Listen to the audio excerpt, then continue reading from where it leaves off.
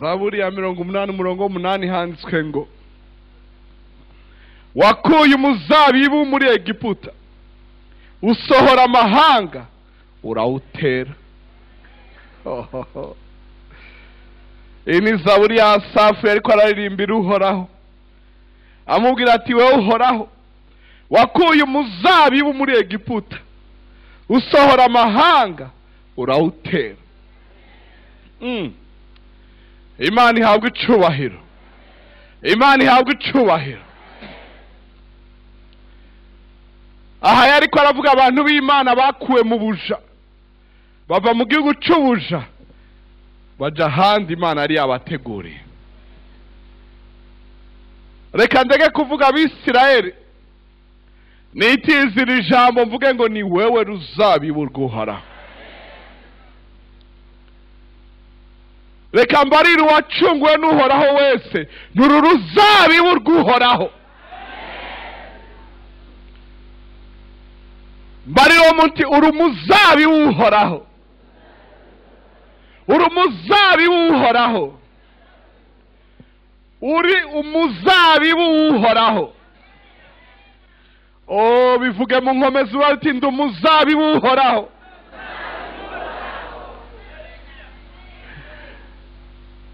Nkomero hirya ubariti turi umuzabibu w'Uhoraho. Haleluya.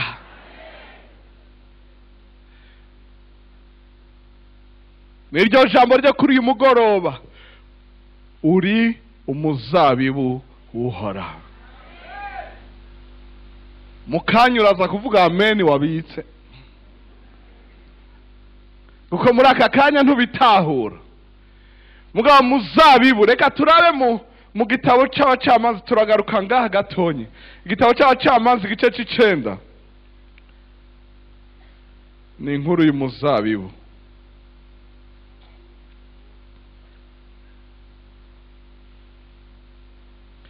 Uyu n'umugani Yotamu yaciriye ab'Ishekemu ngo hari ibiti byariko birironderamo umwami. Ku murongo w'indwi Abacamanza igice c'9 umurongo w'indwi, maze Yotamu avyumvise aragenda agara ku mpinga y'umusozi Gerizimu asemera n'ijwi rirenga aravuga ati yemwe bantu b'Ishekemu nimunyumvirize kugira ngo Imana namwe bumvirize. Kera ibiti vyari bigiye kwiyimikamo umwami wo kubiganza, bibari igiti c'umwelayo biti bari wewe utuganza. Umwelayo uravyishura uti mbega aho noheba amavuta yanje. Umwelayo uvamwo amavuta yerayo, noheba amavuta yanje kandi ari yatuma nubahwa n'Imana n'abantu ngo nje kwirirwa ndahungabana hejuru y'ibiti. Maze ibiti bibarira umusukoni biti nuze weho utuganze. Umusukoni uravyishuta mbega aho noheba uburyohe bwanje n'isukoni zanje nziza ngo nje kwirirwa ndahungabana hejuru y'ibiti. Maze ibiti bibarira umuzabibu. Utuyo ni wewe, uyu ni jewe. Maze ibiti bibarira umuzabibu uti nuze weho utuganza. Umuzabibu uravyishuta mbega aho noheba vino yanje inezereza Imana n'abantu ngo nje kwirirwa ndahungabana hejuru y'ibiti. Igituma nasomye uyu murongo, nagomba umenye igikorwa cawe. Nturi umuzabibu gusa, uri umuzabibu uzanira umunezero Imana n'abantu. Ngira hano hari ubyizera. Ndavuze ngo uri umuzabibu uzanira umunezero Imana n'abantu. Ngira abana wo kwizera kuri ko kuregera. Ndavuze ngo uri umuzabibu unezereza Imana n'abantu.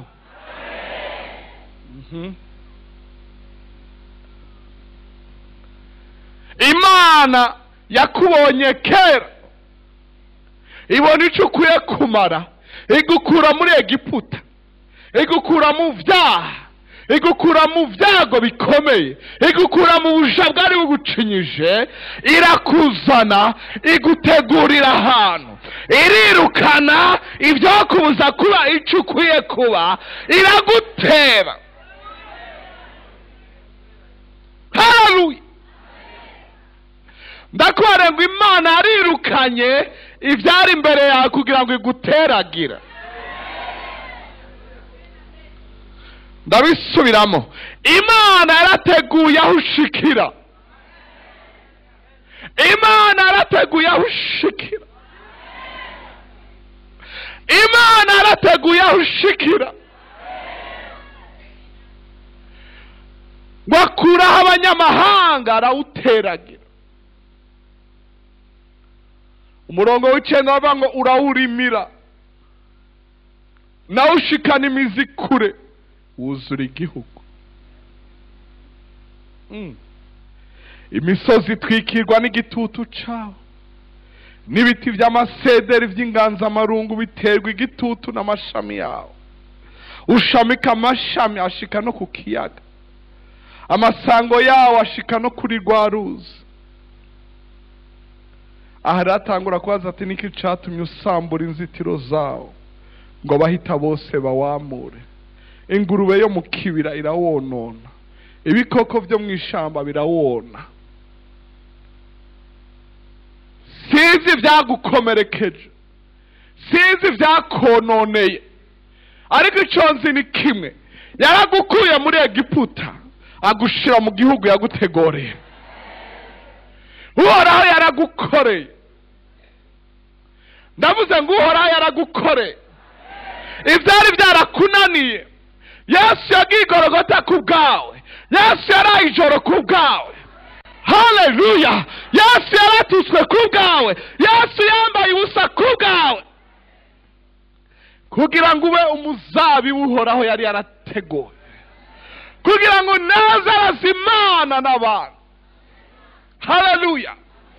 Ndakubariye ngo niwemera icyo urazanira umunezero abantu. Si kubera ibyo ushoye, ni kubera ibyo Imana yakoze muri wowe, n'ibyo yakugize, n'ibyo yagukoreye.